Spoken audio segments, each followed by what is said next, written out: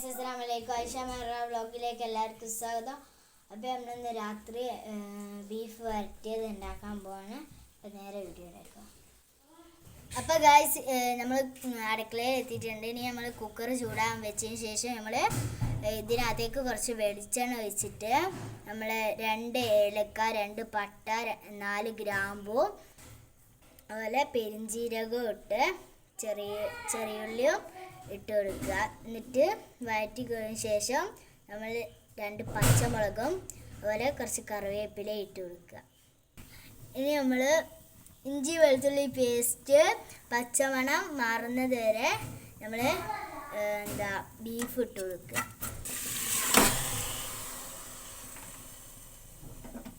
ഇനി ഇത് നല്ലപോലെ മിക്സ് ചെയ്തെടുക്കുക.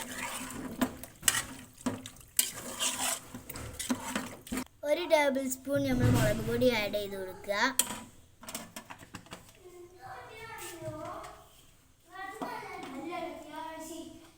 മല്ലിപ്പൊടി നമ്മൾ 2 ടേബിൾ സ്പൂൺ ഇട്ട് കൊടുക്കുക.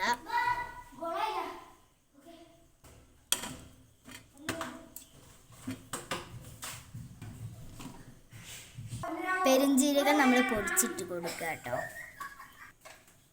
1/2 ടേബിൾ സ്പൂൺ നമ്മൾ മഞ്ഞൾപ്പൊടി ഇട്ട് കൊടുക്കുന്നുണ്ട്.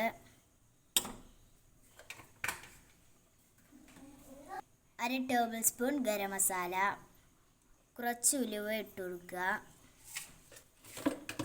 ഉപ്പ് കുറച്ചല്ലേ, ആവശ്യത്തിന് ഉപ്പ് ഇട്ട് കൊടുക്കുക. ആവശ്യത്തിന് ഉപ്പ്.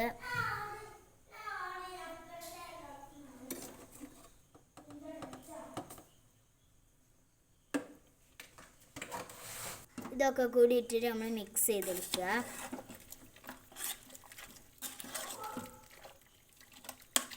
തക്കാളി നമ്മൾ നീളത്തിന് അരിഞ്ഞിട്ട് കൊടുക്കുക. ഒന്നും കൂടി നല്ലപോലെ മിക്സ് ചെയ്തെടുക്കുക. കുറച്ച് നമ്മൾ വെള്ളം ഒഴിച്ച് കൊടുക്കുന്നുണ്ട്. നല്ലപോലെ മൂടി ഇട്ടിട്ട് വേവിച്ചെടുക്കുക. അപ്പോൾ നമ്മൾ വേറെ ഒരു പാന് ഗ്യാസ് മേൽ വെച്ചതിന് ശേഷം നമ്മൾ ചൂടാക്കുക. ഇതിനകത്തേക്ക് നമ്മൾ കുറച്ച് വെളിച്ചെണ്ണ ഒഴിച്ച് കൊടുക്കുക. ഇതിനകത്തേക്ക് നമ്മൾ വെല്ലുള്ളി ഇട്ടിട്ട് 2 സവാള ഇട്ടിട്ട് വഴറ്റിയെടുക്കുക.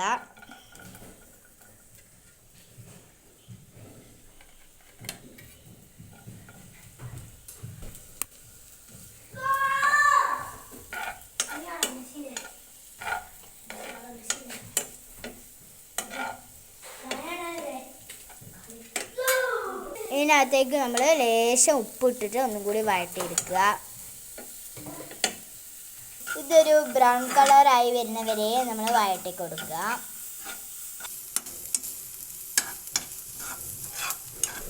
ഗൈസ്, ഈ ഒരു പരുവത്തിലായി വരുന്നത് ഗൈസ്. എന്നിട്ട് നമ്മൾ ഇതുപോലെ നല്ലപോലെ വഴന്ന് കൊടുക്കണേ. ഈ ഒരു പരുവായതിനു ശേഷമാണ്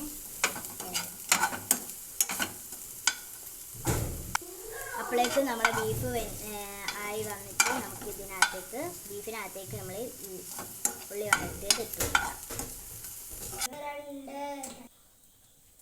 വാട്ടിയ ഉള്ളിലേക്ക് നമ്മൾ വെന്ത ബീഫ് ഇട്ട് കൊടുക്കുക. ഇനി ഇതൊന്ന് നല്ലപോലെ നമ്മളൊന്ന് മിക്സ് ചെയ്തെടുക്കുക. ഓക്കെ,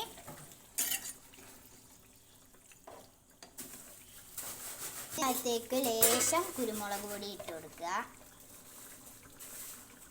എന്നിട്ടൊന്നും കൂടി മിക്സ് ചെയ്തെടുക്കുക.